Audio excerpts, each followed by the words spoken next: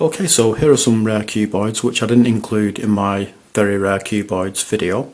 Basically what happened was when I was trying to find out which of my cuboids were rare, rather than go through the box which has all of my cuboids in it, I thought it'd be more easier for me to just go into Snoops and look at the cuboids shelf that I created and just look at all the cuboids on there and then try and figure out, which ones were rare.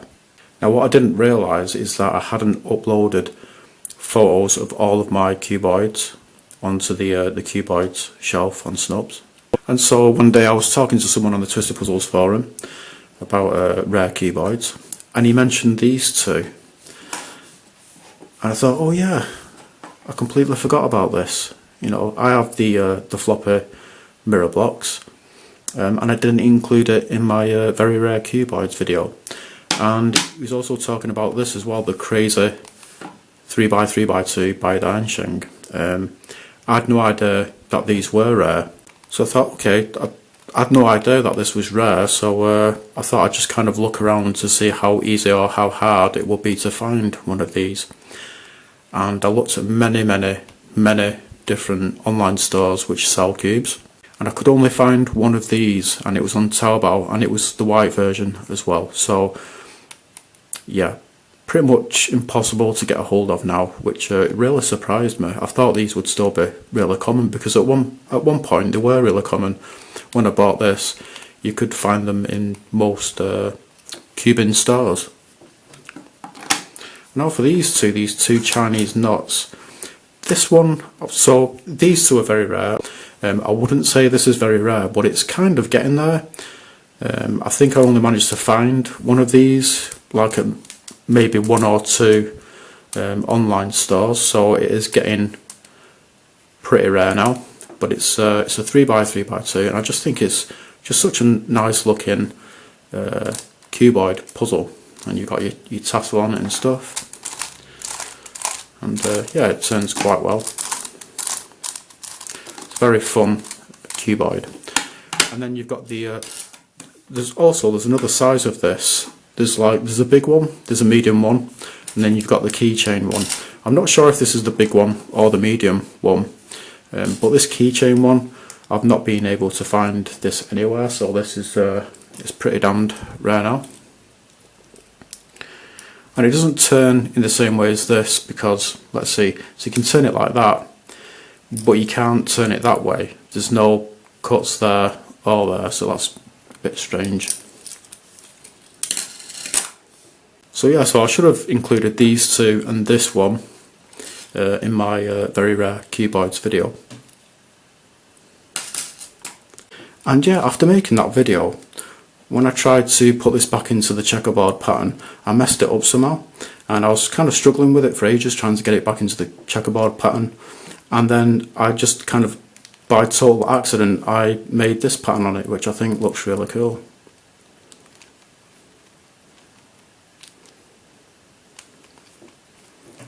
So I thought I would talk about what I think makes a cuboid puzzle. Now, cuboid, it means the shape of something. So it means something which isn't properly shaped like a cube, but it is similar to a cube shape.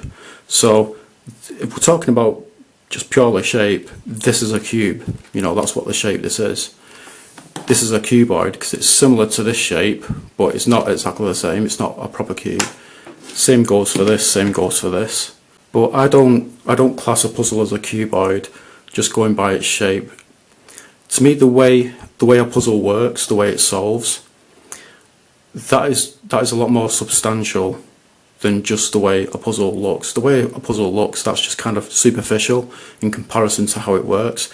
Even though I do still think, that the way a puzzle looks is important. I like really cool looking puzzles, and if they look really cool, then that makes solving them just kind of feel more enjoyable. So if someone said, this is a cube, this is a cuboid, and if someone said, this is a cuboid, and this is just basically like 5 mirror blocks glued together, both will be right, because when we're talking about shape, this is a cuboid, and this is a cube. But like I said before, you know, what makes me see something as a cuboid or not a cuboid, it doesn't really depend on how it looks, it depends on how it works. So this, even though it's cube shaped, I still class it as a cuboid because it works just like a cuboid. And sometimes I'll call these cubic cuboids, which I really like that name, I think it sounds pretty cool.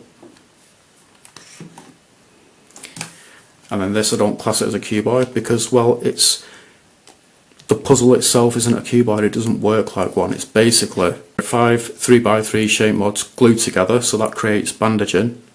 And the puzzle has blocking as well, you know, because it shapeshifts and stuff. So, but yeah, that's just the way I look at it. You know, there's not really any right or wrong way to look at these puzzles, really, because like I said, if a puzzle works like a cuboid but it's not shaped like a cuboid, I'll still class it as a cuboid.